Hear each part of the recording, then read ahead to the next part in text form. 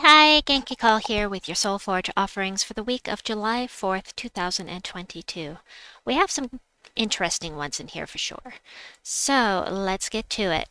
We're going to go over the legendaries first. I don't see anything here that you absolutely need to craft. There aren't many legendaries that are going to be worth 800 diamonds, and I don't see that any of these would be worth that unless you are power level blocked and you just have to have one of these troops. That's the only reason I could see why you might want to, or if there's a team that you're dying to try and it's worth 800 diamonds to you to do so. Kerberos, actually the only one I could see would be Wrath, and I'll get to that in a minute. So Kerberos does damage to an enemy with a 40% chance to devour them. That's actually a nice high rate, but you can't count on that. You can't count on devours unless it's High King Iron Gut, where you know for sure if it's going to devour or not.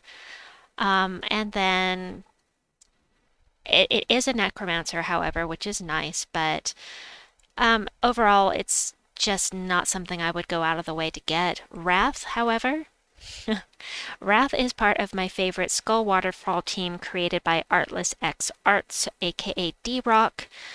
And the reason why I will go over in my video for that, I will put the Boom Max Fun link at the end of this video. You'll find thumbnails for several things that you might want to see at the end of this video.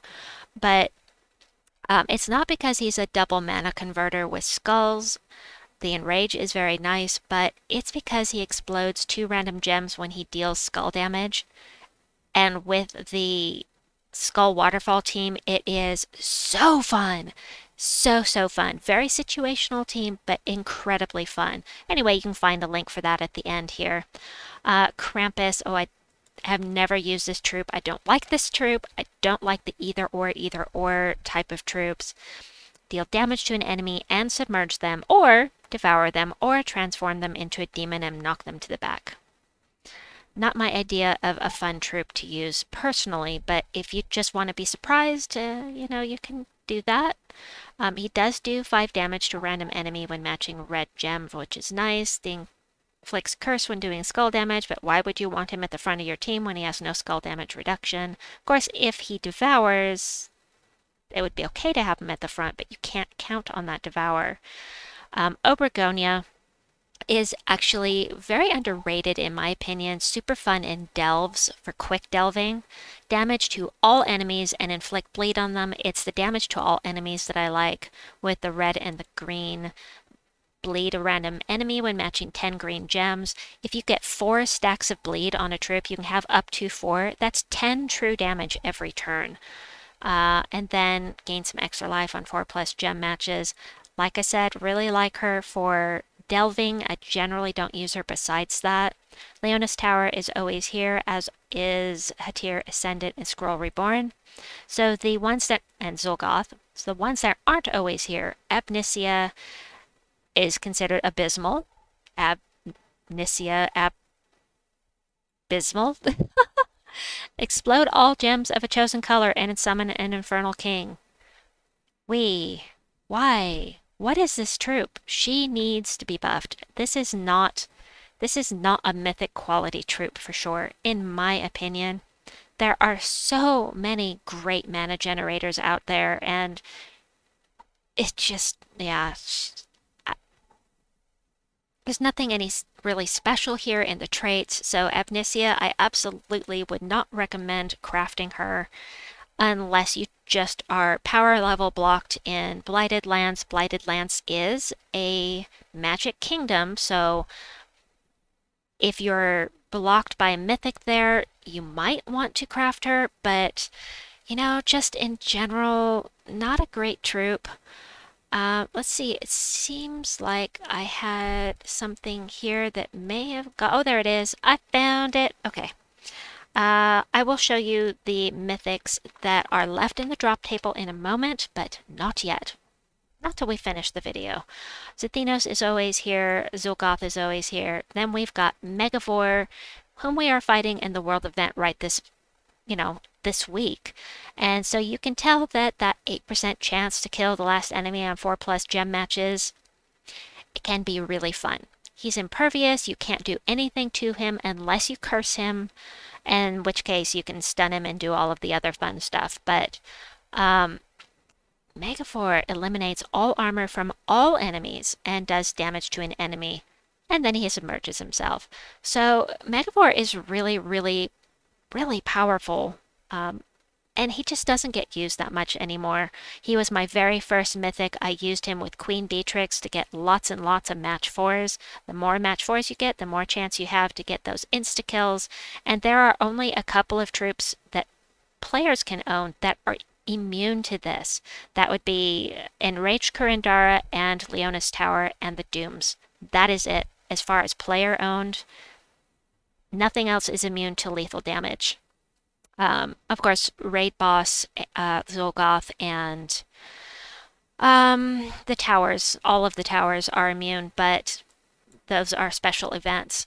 So next up, we have the Mother of Darkness, and we also have Piscea. I just made mythic spotlights kind of on both of these, and those links will be at the end of this video, so there will be teams. Mother of Darkness is part of a meta team for PvP, and it loops like crazy. It may surprise you if you are returning to the game to find that she is now a useful troop, but I go over all of that in my mythic spotlight on her, so you can see in that video what that team is, how it works, along with a couple of other teams. But basically you put her on a team with the Night Spider, the Rope Dart, and Captain Macaw, and it just loops and loops and loops, and your enemy never gets a chance to cast. And she's really not useful for anything besides PvP, maybe for some quick delving. She's okay. You put her with Venoxia maybe. That might be alright, but just in general, PvP only. It's a fun team and all, but very situational. And then we have Piscea. I like Piscea a lot. Destroy all green gems. That's as if they were matched. So you get all of that mana, create blue gems equal to the number of green gems destroyed, which feeds right back into himself. And for all of the green gems that you destroy, it increases the chances of devouring a random enemy. There's a 30% base rate, and then that is increased by all of the green gems that you transform. Don't depend on Piscea to devour. Use it as a mana generator for green and blue, and then you should be happy. It's a really fun team. Sometimes it's going to devour, sometimes it's not, but either way, if you have it on the right team, it's super fun to use on Explore 12s, and that link will be right here at the end of the video as well. So as far as that team goes, for da-dum-bum, next up, Natura's Star. Now, this was a money-locked weapon until right now. And so definitely have to have it. It's just an epic weapon. Remove all brown gems, so you deny that to your enemy. Deal damage to an enemy boosted by the gems removed, and if the enemy is from Nexus or if the battle is in Nexus, do double damage. So must have 75 diamonds rather, 75 diamonds. I'm at the point in my gems career where I have to have all of the weapons, but that one was money locked, and will it be money locked after today? I don't know for sure, but I know it was money locked before, so I had to have it. Christus Scythe, stun all enemies, and then create 3 elemental stars. Okay, well, I'm going to craft it. It doesn't sound like anything special, but we'll look at the upgrades in a minute if I can remember. Then we have Thorn's Blade. This one does damage to an enemy boosted by green and elemental allies. So you can have up to 24 additional damage if all of your allies are elementals and all of them are green. That will give you an extra 24 damage. And then it also creates a leaf storm and entangles the first enemy. So that's not terrible. Vulcan's Mace, I actually really like this weapon a lot.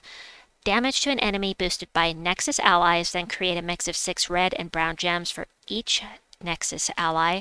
I like this kind of weapon in general. I don't use them much except in events, but I do like this kind of thing quite a bit. Ocea's Tome, if you're going to craft any weapon, any weapon in here at all, I would say Ocea's Tome is the one to do because it's really powerful. It blows up so much. Explode 4 gems for each blue ally and each elemental ally. If you're running with elementalist, that's 8 right there just for your hero. And so even if you don't have any blue on your gem and you're using all elementals or vice versa, you're going to have a lot of explosions, and it's just super explodey and great, and it creates an ice storm, which is very nice. It does a little bit of scatter damage to break barriers. Just a really solid exploding weapon to get plenty of mana for your team. And it's not even just a specific color gem, it's just 4 random gems plus the multiplier. So that makes it even better because if there are no blue gems on the board or no certain color, it doesn't matter because it's just going to blow up random things. So excellent, excellent weapon there. I would definitely recommend this one if you don't already have it. And then the Umbral Tome is only in the Soulforge during the faction assault, which is still going on. Well, actually, by the time this video gets uploaded, it will be over. Huh. Well, the Umbral Tome is only available during the faction assault at Umbral Nexus and does damage to all enemies boosted by Umbral stars. It is a purple-yellow weapon and it summons a dark storm, so it will feed back into itself. It's got the lightning strike for the little bit of damage to all enemies to break barriers, and I really actually love this weapon. I think it's super fun. It does a ton of damage for me. And I can take out a level 3 explorer just with this weapon at this point. I haven't tried level 4, but anyway. Let's go check the upgrades on Krista's Scythe real quickly here. I'm not anticipating it's going to be anything fantastic, but Krista's Scythe. So the upgrades of note: magic, gain 4 armor, get 10 gold, eliminate 4 armor from the first enemy, and deal 3 damage to all enemies.